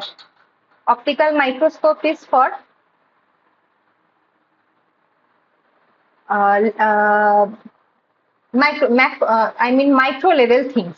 Okay, so you cannot see nanoparticles through optical microscope because in optical microscope light is used, and in for to see to see nanoparticles, electron microscope is needed. So that is transmission electron microscope, and that is scanning electron microscope. Okay. So these are the example of upright optical microscope where light is coming from the top. This is the example of inverted optical microscope where light is coming from the bottom. Next is this is the FESEM image, this is the FETEM image, and this is the AFM image. You can go through this. I have attached some of the links of these principles, how they work. You can see that. So what happens in FESEM, the morphological morphological properties can be judged with the FESEM. So you can see this is the FESEM image. Okay, so you can see the morphology, how the nanoparticle looks like. You can see the morphology through the FESEM. And through FETEM, what is happening? FETEM means transmission electron microscope. That means the light is transmitted through the particles. So you can see these are the structures. So that serpentine problem I was telling earlier. So that problem, that particle is this shape. It is a serpentine shape. Else you can shape nano. This is nano star. This is nano rod. This is nano triangle. This is nano cube. This is nano popcorn type things. So there are multiple shape you can form just by optimizing the ratio of the reducing agent and the gold salt solution, and the temperature, and the different things are there. Temperature also you can vary.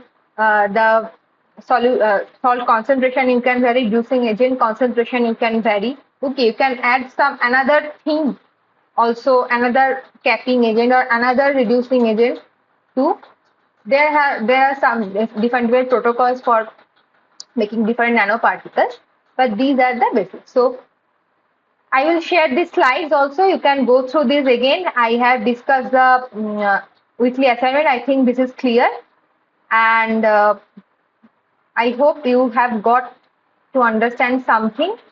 Today, in the middle, it was little bit chaotic because of the meeting change, and the my PC was like little bit hanging. So sorry for that. Sorry for the inconvenience, but I hope it will get something out of this class. So we'll meet on the next Saturday same time. Till then, if you have still any question, you can mail me or you can ask in the discussion forum. Okay, till then, goodbye. Thank you so much. Thank you for listening.